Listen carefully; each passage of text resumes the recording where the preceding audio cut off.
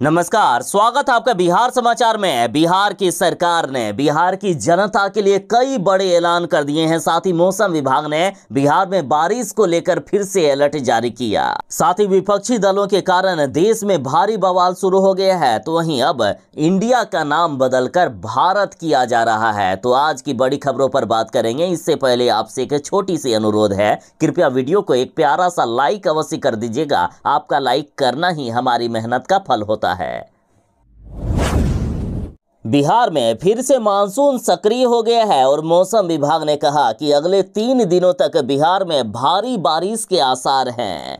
बिहार के कई जिलों में बारिश की शुरुआत हो भी गई है, जिससे लोगों को उमस भरी गर्मी से राहत मिली है। बारिश होने से सबसे ज्यादा राहत दक्षिण बिहार के किसानों को मिलेगा, क्योंकि किसानों के खेतों में पानी नहीं होने की वजह से फसलें मर रही थी, लेकिन अब खेतों में ठीक से पानी भी लगेगा।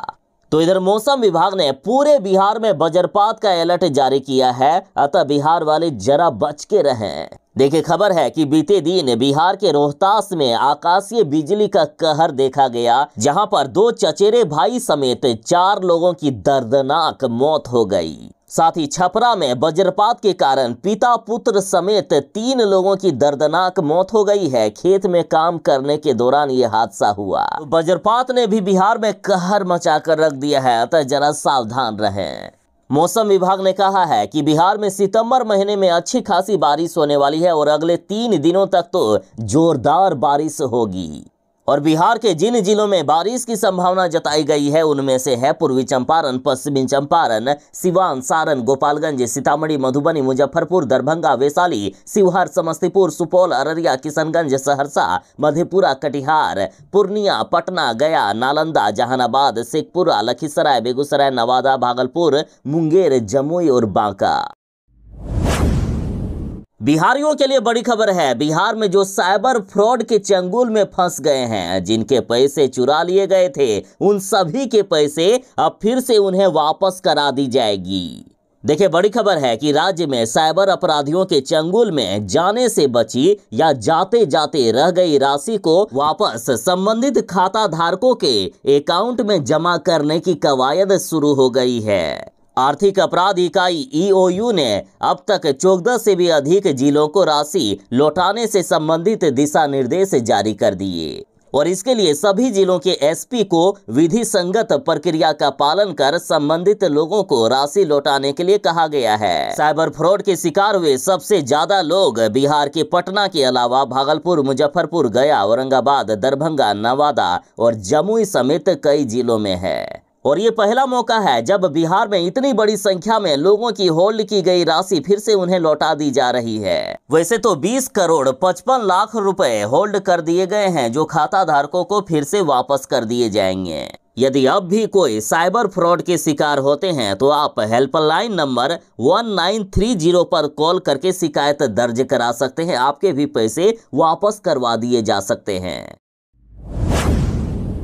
बीजेपी वाले लगातार कह रहे हैं कि विपक्षी दलों की जो ये इंडिया गठबंधन बनी है ना, ये सनातन धर्म का दुश्मन है, सनातन विरोधी है ये इंडिया गठबंधन। और आज इन्होंने ये साबित करके भी दिखा दिया। ये इंडिया गठबंधन वाले सनातन धर्म को हमेशा हमेशा के लिए खत्म करने की मुहिम शुरू कर दिए हैं। देखिए, इंडिया गठबंधन के खास नेता तमिलनाडु के मुख्यमंत्री M.K. स्टालिन के बेटे उदयनिधि स्टालिन ने सनातन धर्म पर कहा है कि सनातन धर्म मलेरिया, डेंगू और कोरोना की तरह है। इन्होंने कहा कि इन बीमारियों की तरह सनातन धर्म को मिटाना जरूरी है। तमिलनाडु के मुख्यमंत्री के बेटे ने कहा है कि सनातन धर्म ऐसा सिद्धांत है जो जाति और धर्म के नाम पर लोगों को बांटता है, इसलिए इसे खत्म करो। मानवता और समानता को कायम रखने के लिए सनातन धर्म को खत्म करना जरूरी है। तो ऐसे घटिया बयान देने के बाद मुजफ्फरपुर में तो इनके खिलाफ केस किया ही गया और अब बेगूसराय में भी स्टालिन के खिलाफ मुकदमा दायर कर दिया गया है। तो इधर अयोध्या के संत ने ऐलान कर दिया है कि तमिलनाडु के मुख्यमंत्री के बेटे उदयनिधि स्टालिन का सिर कलम करो, हम 10 करोड़ रुपए देंगे। 10 करोड़ यदि कम पड़ गए तो और हमसे ले लो, लेकिन इनका सिर कलम करो। देखिए, अयोध्या के संत परमहंस आचार्य ने कहा है कि उदयनिधि का सिर काटकर जो लाएगा उसे वे 10 करोड़ रुपए का इनाम देंगे। उन्होंने ये भी कहा कि अगर उदयनिधि का सिर कलम करने के लिए 10 करोड़ रुपए पर्याप्त नहीं है तो वे इनाम की राशि को और बढ़ा देंगे। संत ने कहा कि उदयनिधि का बयान देश के 100 करोड़ लोगों की भावनाओं को ठेस पहुंचाया है। संत ने कहा कि सनातन धर्म का कोई अंत नहीं है, इसलिए इसे कोई नहीं मिटा सकता है। जो सनातन को मिटाने की कोशिश करेगा उसका अंत निश्चित है। अयोध्या के परमहंस आचार्य ने तो यह भी कह दिया कि यदि कोई इसका सिर नहीं काट सकता है तो वे खुद उसका सिर कलम करेंगे। संत परमहंस आचार्य ने कहा कि इसके लिए मेरा तलवार तैयार है।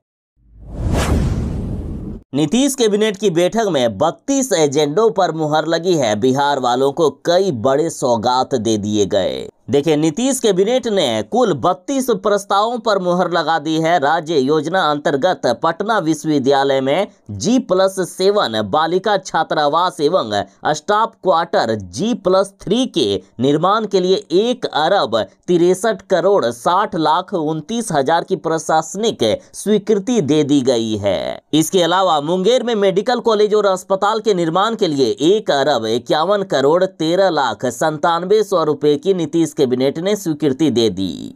साथ ही दलहन फसलों के विकास के लिए दलहन मिशन कार्यक्रम के विभिन्न योजनाओं के लिए 108,59,35,374 रुपए की स्वीकृति दी गई है। साथ ही गोपालगंज में राजकीय चिकित्सा महाविद्यालय के निर्माण के लिए 2,99,78,00,000 रुपए की स्वीकृति मिली है। साथ ही ठोस एवं सरल अपशिष्ट प्रबंधन के लिए 4,000 करोड़ की स्वीकृति मिली। वहीं सीतामढ़ी के पुनौरा धाम मंदिर के विकास के लिए 72 करोड़ रुपए 37 लाख की स्वीकृति मिली है। साथ ही गया जी धाम धर्मशाला निर्माण के लिए 120 करोड़ 15,25,000 की स्वीकृति दी गई। साथ ही नीतीश कैबिनेट ने साइंस एवं टेक्नोलॉजी विभाग में 34 पदों के सृजन को मंजूरी दे दी है।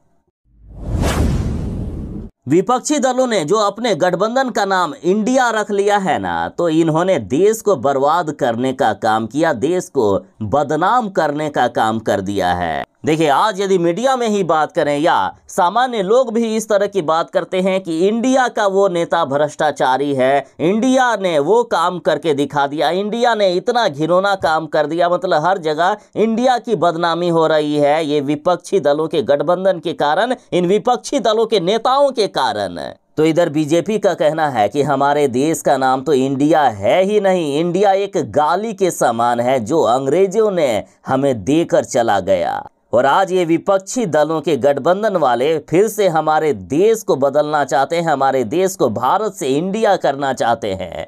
तो इधर देखिए, बड़ी खबर है कि G20 के डिनर कार्ड पर लिखा गया है प्रेसिडेंट ऑफ भारत। जहां प्रेसिडेंट ऑफ इंडिया लिखा जाना था वहां प्रेसिडेंट ऑफ भारत लिखा गया। तो इस पर अमिताभ बच्चन ने कहा है कि भारत माता की जय। मिली जानकारी के अनुसार सरकार देश का अंग्रेजी नाम इंडिया को खत्म करने की प्लानिंग कर रही है। जल्द ही सरकार ये प्रस्ताव संसद में भी रख सकती है। बीजेपी के नेताओं ने कहा है कि इंडिया शब्द एक गाली के समान है जो अंग्रेजों ने हमें दिया। तो इधर तेजस्वी यादव ने कहा है कि इंडिया का नाम लेने से क्यों कतरा रहे हैं भाजपा वाले। तेजस्वी यादव बोले कि आखिर कहां कहां सुधार करवाएंगे, इस नाम से मोदी जी क्यों आखिर डरे हुए हैं। बाकी आप इंडिया और भारत के बारे में क्या सोचते हो? एक तरफ जहां बीजेपी वाले हमारे देश का नाम भारत रखना चाहते हैं, तो वहीं ये विपक्षी वाले इंडिया करना चाहते हैं। आप किनके साथ हैं कमेंट में जरूर बताइएगा।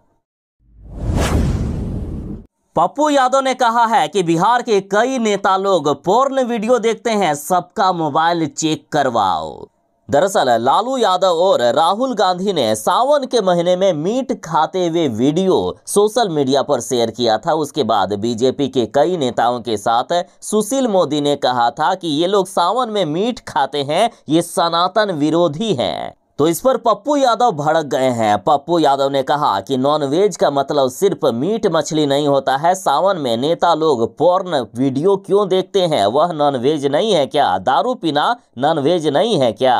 पप्पू यादव ने कहा कि बिहार के कई नेता पोर्न वीडियो देखते हैं और दारू भी पीते हैं।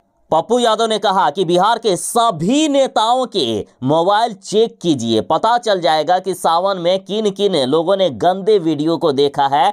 पप्पू यादव ने सुशील कुमार मोदी पर भी कहा है कि सुशील भाई, आप भी अपना मोबाइल चेक करा लीजिए कि पोर्न वीडियो देखे हैं या नहीं। इन्होंने कहा कि जात पात करने वाले, हिंदू मियाँ के नाम पर काटने वाले, नफरत फैलाने वाले कैसे नॉनवेज की बात करते हैं? आदमी से बढ़कर कोई नॉनवेज नहीं।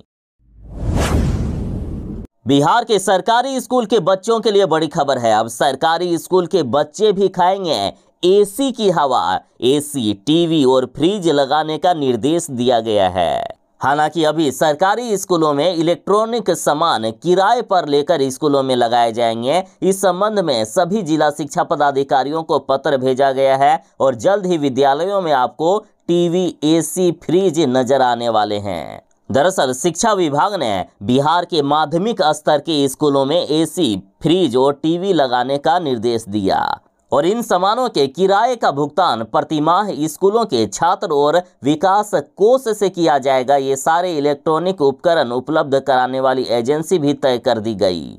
तो इधर पटना के जिला शिक्षा पदाधिकारी अमित कुमार का कहना है कि एक स्कूल में एक ही कमरे में एसी, टीवी और फ्रिज लगाए जाएंगे। ये सुविधा उन स्कूलों को दी जाएगी जहां के प्रधानाध्यापक इसकी मांग करेंगे। बिहार में डेंगू का कहर बढ़ता ही जा रहा है। बिहार में जो बच गया वो ऊपर वाले की कृपा। डेंगू के कहर से पटना, भागलपुर में हालात बेकाबू हो गई है। आंकड़ा 300 के पार पहुंच गया। देखिए, मुख्यमंत्री नीतीश कुमार जी ने अधिकारियों को निर्देश दिया है कि अस्पतालों में डेंगू के मरीजों के लिए बेड व दवा की कमी नहीं होना चाहिए। लेकिन जिस तरह से मरीजों की संख्या डरावने तरीके से बढ़ती जा रही है, तो उससे नीतीश कुमार जी का भी ये आदेश चौपट होता हुआ दिख रहा है। क्योंकि बिहार के लगभग सभी अस्पतालों में बेड फुल हो गए हैं। आप देख सकते हैं इन तस्वीरों में कि किस तरह से बिहार के अस्पतालों में नीचे लेटे हुए हैं। बेड सारे लगभग फुल हो गए हैं और लगातार मरीजों की संख्या बढ़ती ही जा रही है। तो इधर पटना में भी डेंगू मरीजों की संख्या 100 के भी पार चली गई।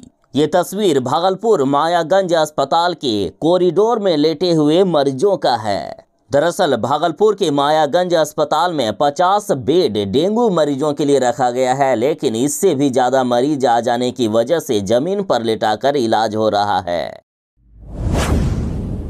शिक्षा विभाग ने बिहार के सरकारी स्कूलों से छुट्टियां कम कर दी थी। दशहरा, दीपावली, छठ में जो छुट्टियां मिलने वाली थी उसमें कटौती कर दिया गया था। लेकिन शिक्षकों के भारी विरोध के बाद शिक्षा विभाग ने अपना फैसला बदला और छुट्टियां जो कटौती की गई थी उस आदेश को रद्द कर दिया गया।